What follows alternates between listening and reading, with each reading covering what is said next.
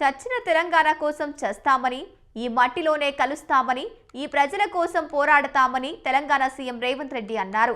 తెలంగాణ నీళ్లు, నిధులు, అభివృద్ధి విషయంలో తమకు ఏకాభిప్రాయం ఉందన్నారు. 100% ఈ తెలంగాణ కోసం నిక్కచ్చిగా నిఠారుగా నిలబడతాం తప్ప ఎవరికీ తలవంచమని సీఎం రేవంత్ రెడ్డి స్పష్టం చేశారు. రాష్ట్ర నీటి హక్కులను కాపాడతామన్నారు. పాలమూరు, రంగారెడ్డికి 45 టీఎంసీలు మొదటి విడత, 45 టీఎంసీలు మలి విడత అనుమతులు రావాల్సిందేనని చెప్పారు. అనుమతి ఇవ్వకపోతే జూరాల నుంచి 70 టీఎంసీలను తాము తరలిస్తున్నామని రేవంత్ రెడ్డి చెప్పారు. అఫీషియల్ రికార్డ్ 490 టీఎంసీలు తెలంగాణ ప్రాంతంలో ప్రాజెక్టులు నిర్మించడానికి ప్రతి ప్రాజెక్టుకు ఎన్ని టీఎంసీలు నీటి కేటాయింపులు జరిగిన ఉమ్మడి రాష్ట్రంలో అధికారిక పత్రం అధ్యక్ష. ఇది 490 టీఎంసీలు తెలంగాణకు హక్కుగా ఉమ్మడి రాష్ట్రంలో వస్తే కిరణ్ కుమార్ రెడ్డి గారు సీమాంధ్ర చేతిలో అధికారం ఉన్నప్పుడు ఎట్లయినా తెలంగాణ విడిపోతుంది, తెలంగాణ హక్కులను కాల రాయాలి అని ఒక తప్పుడు కాగితం తయారు చేసి స్పెషల్ చీఫ్ సెక్రటరీ ప్లానింగ్ డిపార్ట్మెంట్కి ఒక లేఖ రాసింది అధ్యక్ష. నేను ఇప్పుడు మిమ్మల్ని అడుగుతున్నా అధ్యక్ష, ఇది వాస్తవం, ఇది అబద్ధం.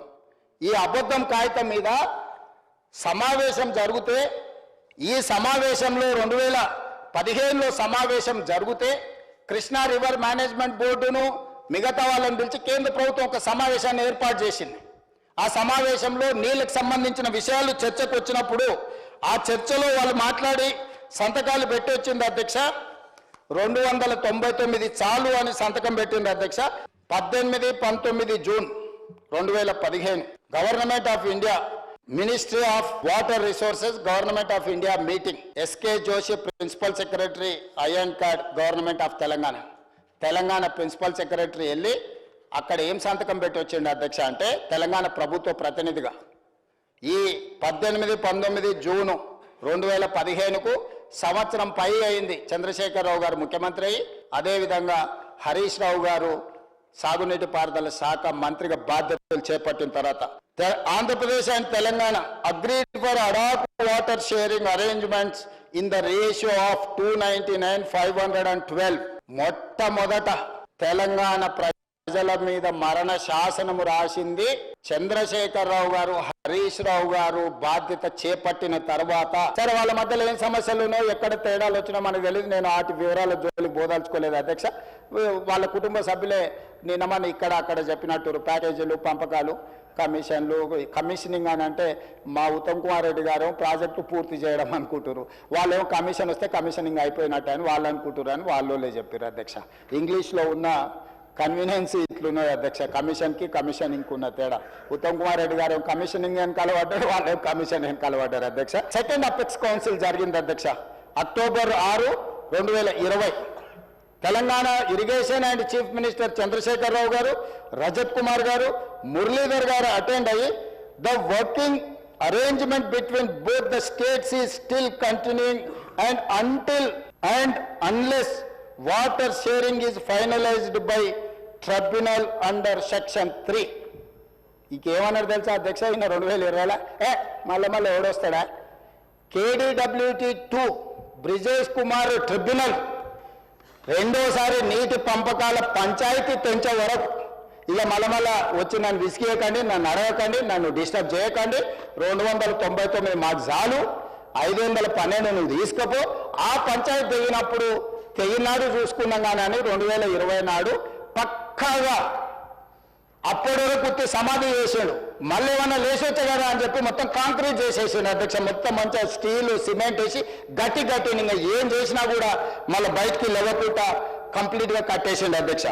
ఎప్పుడైతే ఈ రకమైన అరేంజ్మెంట్ దొరికిందో ఆంధ్రప్రదేశ్ వాళ్ళు ఆ ట్రిబ్యునల్ని తెగనిస్తలేరు అధ్యక్ష. ట్రిబ్యునల్లో వాదనలు వినిపించి ట్రిబ్యునల్ ఒకవేళ నీటి కేటాయింపులను చేస్తే ఈ అరేంజ్మెంట్ దెబ్బతింటుంది అధ్యక్ష. ఇది 100% ఆంధ్రప్రదేశ్కి అనుకూలంగా ఇక్కడ సంతకాలు పెట్టవచ్చు. ఇప్పుడు ఒకవేళ మనం వాదిస్తే, మనం కొట్లాడితే, నేను ఇంతకుముందు చెప్పిన 490 టీఎంసీలకు మన ప్రాజెక్టుల ప్రకారం మనకు నీళ్లు వస్తే అది మొత్తం ఆంధ్రప్రదేశ్కి తీరని నష్టం జరుగుతుంది. అప్పటి నుంచి ఇక వాళ్ళు ఈ బ్రిజేష్ కుమార్ ట్రిబ్యునల్లో కేసు వాదించడం మానేసి కేసును వాయిదాలు వేసుకొని సంవత్సరాల కొద్ది కొనసాగిస్తున్నారు అధ్యక్ష. బంగారం లాంటి అవకాశాన్ని వదులుకుంటుందా అధ్యక్ష?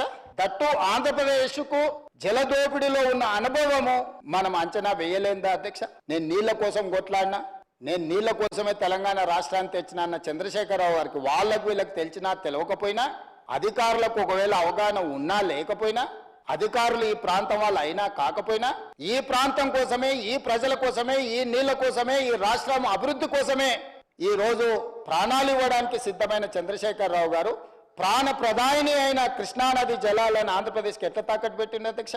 ఈ రోజు అందుకే ఆంధ్రప్రదేశ్ ఎట్టి పరిస్థితుల బచావత్ ట్రిబ్యునల్ వాదనల్ని పూర్తి చెయ్యకుండా ఎంత వీలైతే అంత దీర్ఘకాలికంగా దీన్ని వాయిదాలు వేసుకుంటూ పోయి వాళ్ళు ఉన్న ప్రాజెక్టులన్నీ కట్టుకొని మా ప్రాజెక్టులు పూర్తయినాయి కాబట్టి ఒక సుక్క కూడా మీకు నీళ్ళు ఇచ్చేదే లేదు అని వాదించాలని వాళ్ళు అంటారు అధ్యక్ష. ఒక అపెక్స్ కౌన్సిల్ ఏర్పాటు చేసింది అధ్యక్ష. అపెక్స్ కౌన్సిల్ చైర్పర్సన్ వచ్చేసి యూనియన్ జల్ శక్తి మినిస్టర్. ఇందులో సభ్యులు వచ్చేసి ఆంధ్రప్రదేశ్ ముఖ్యమంత్రి, తెలంగాణ ముఖ్యమంత్రి.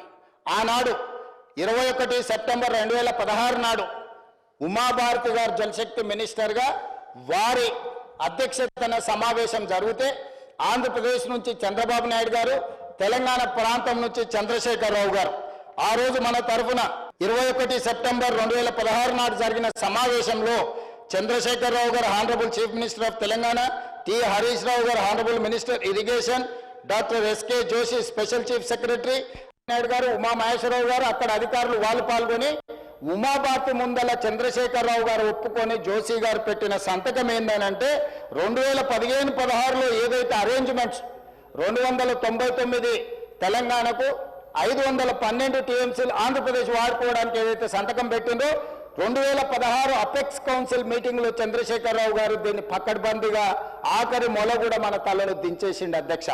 ఆ తర్వాత అధ్యక్ష మళ్ళీ 9 జనవరి 2020 నాడు 11th బోర్డు మీటింగ్ జరిగింది. దీంట్లో ఈ బోర్డు మీటింగ్ లో సోమేష్ కుమార్ గారు, అదే విధంగా మురళీధర్ గారు వీళ్ళందరూ కూడా అటెండ్ అయ్యి సేమ్ మళ్ళీ పాత దీని ప్రకారమే ఒప్పుకొని వచ్చింది అధ్యక్ష.